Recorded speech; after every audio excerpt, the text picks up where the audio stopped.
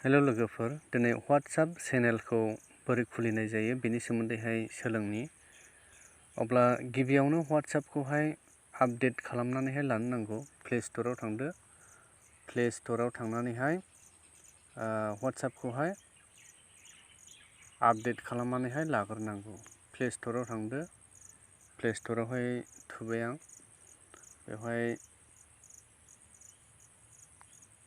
बेवहाय WhatsApp लिरनानैहाय WhatsAppखौ नागिरनानै update खालामनानैहाय लानांगौ आरोखि। नै WhatsApp बेयाव आपडेट नुजादों नै।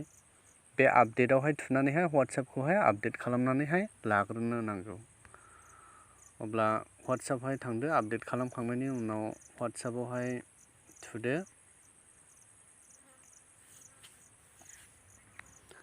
WhatsAppआवहाय थुबाय आङो।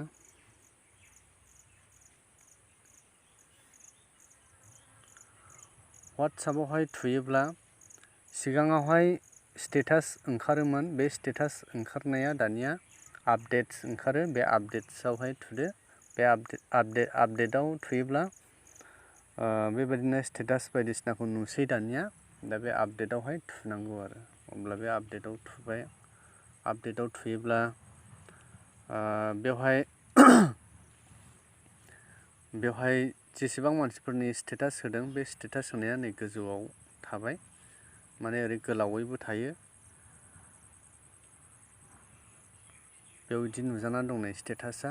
ओमफ्राय नोङो जायनि चेनेलफोरखौ नोङो फल' खालामदों, बे फल' खालामनाय चेनेलफ्रा नैबेवहाय ओंखारफैयो नैबेथिं।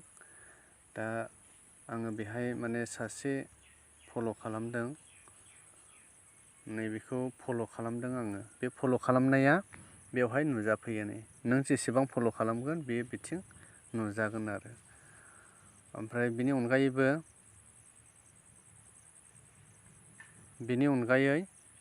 गोबां चेनेलफ्रा नैबे गाहायावहाय नुजाफैयो नै। बे गाहायाव गोबां चेनेल दङ नै। बेवहाय फल' खालामनो नोङो सोरखौबाफोर इच्छाब्ला बेवहाय नायनानैहाय फल' खालामनो हागोन। आरो चेनेलनि नामखौ बेवहाय एसे गोजौआव लिरनानैहाय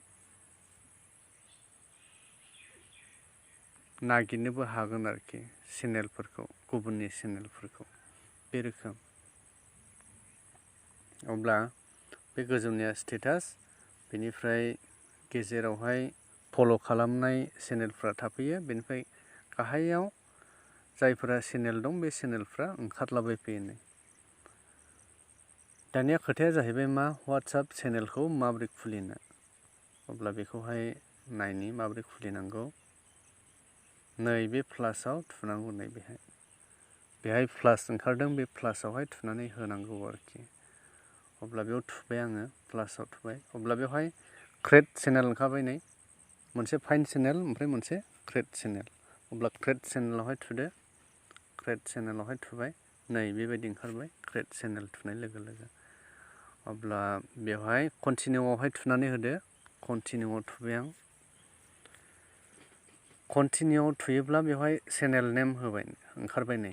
बेवहाय जायखिजाया चेनेलनि नामखौहाय लिरब्लानो जाबाय आरो। आङो चेनेलनि नामखौहाय लिरनोसै मोनसे।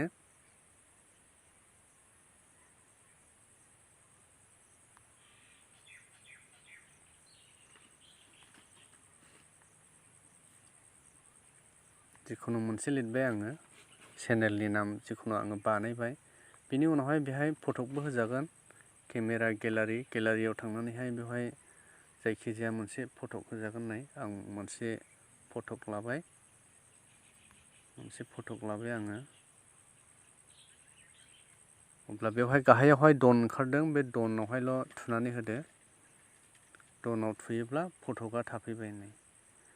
बेनि उनावहाय डिसक्रिपसन लिरनो हागोन।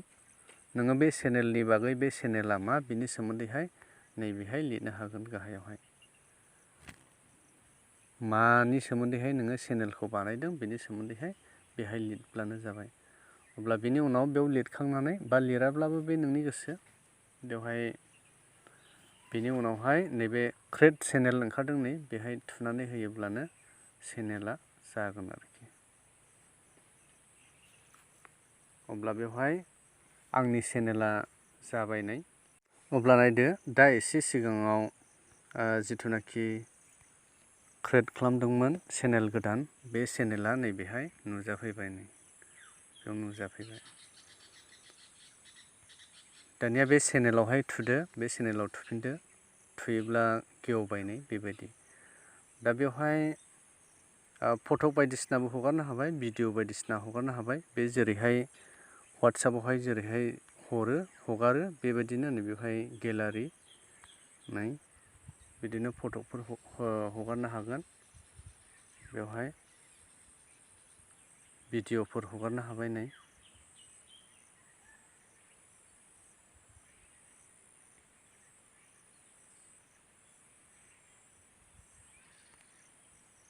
बेवहाय भिडिअफोर सेन्ड खालामनो हाबाय। बे राइट सिनाव गाहायावहाय थुदो, अब्लानो बे गेलारिनिफ्राय बेयो सेन्ड जासिगोन। नै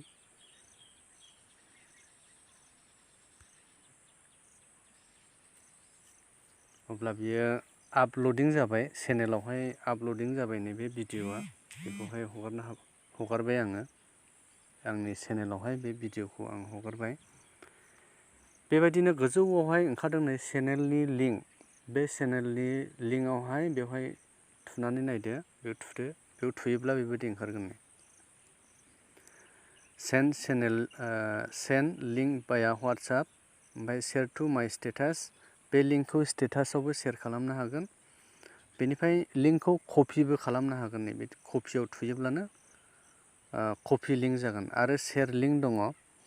बे शेयार लिंकआवहाय थुनानै होयोब्ला बेवहाय नोङो मेसेन्जार बायदिसिना गुबुन गुबुन माबायावहाय नोङो प्लेटफर्मावहाय शेयार खालामनो हासिगोन आरोखि, बे रोखोम। दा बेबायदिनो बेवहाय लिंकआवहाय थुनानैहाय शेयार खालामनानै गुबुननोहाय लोगोफोरनो शेयार खालामनानै वाट्सएप फल'वारफोरखौहाय बारायनो हागोन आरोखि, बे रोखोम। अब्ला आङो जेनेबा हमनानै ला आङो स्टेटासावहाय शेयार खालामनायसै आंनि लिंकखौहाय शेयार टु माय स्टेटास। शेयार टु माय स्टेटास। बेवहाय नैबेयाव थुब्लानो बेयो स्टेटासाव थांसिगोन। ओरैहाय राइटथिं गाहायाव थुनानैल' होदो, अब्लानो बियो स्टेटासावहाय शेयार जासिगोन। स्टेटासावहाय बेयो शेयार जासिगोन।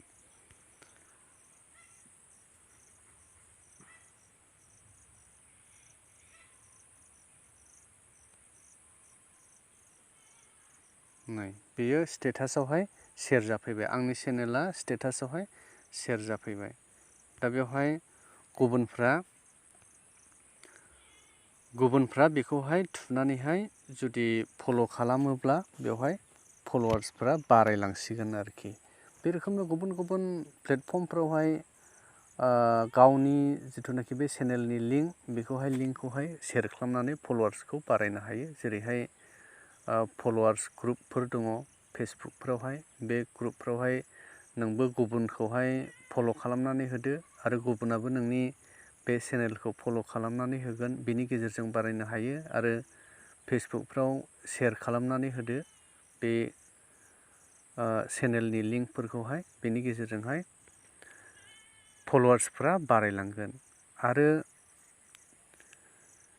बेबायदिनो बे वाट्सएप चेनेलनि गेजेरजोंहाय रां खामायनो हानायनि बेब'स्थाफ्रा फैगोन।